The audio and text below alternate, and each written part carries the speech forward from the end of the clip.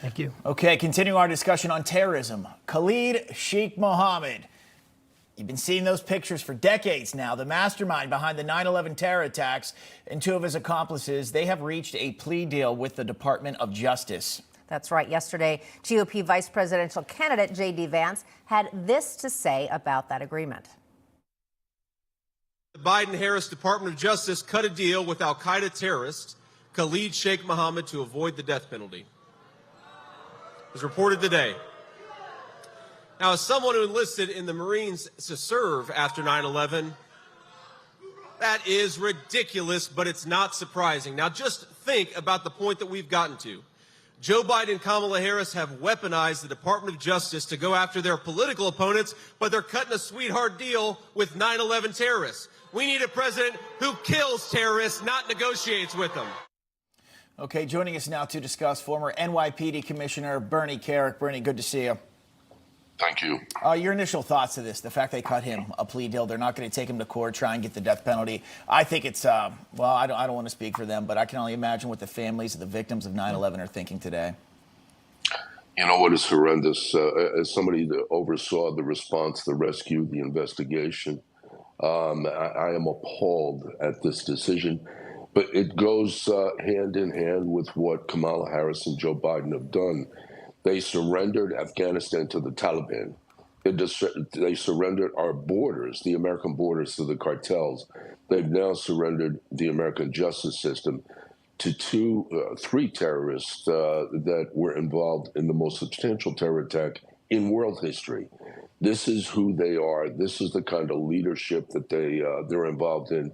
And this is exactly why President Trump has to win in November. You can't let people like this go. They should have been held accountable. And if anybody in the entire world deserved the death penalty, it's the people responsible for killing over 3,000 innocent people on September 11th.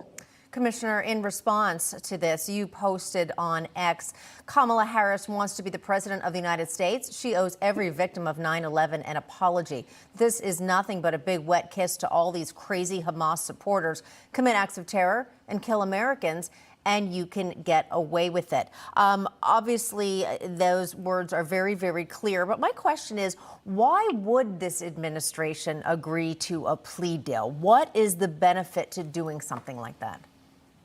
Because they're cowering to the left. They're cowering to the Hamas supporters. Look, Kamala Harris has done this for years, and this is something they're known for.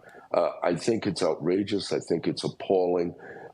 Nobody can understand why they would do this. If you're an American, anybody that was around on September 11th or the aftermath, they know what we went through. They know what the families went through.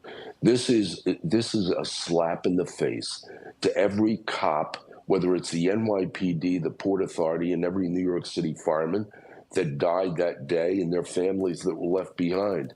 It's disgusting. Yeah, it sure is. Commissioner Kerik, again, I remember every part of that day so vividly, and even seeing some of those images we showed there, again, it takes you right back to how it smelled, how it felt in every single way. And again, I can't imagine how the family's victims rather feel, as Bob pointed out. Commissioner Kerik, always great to have your insight. Thank you. Thank you, guys.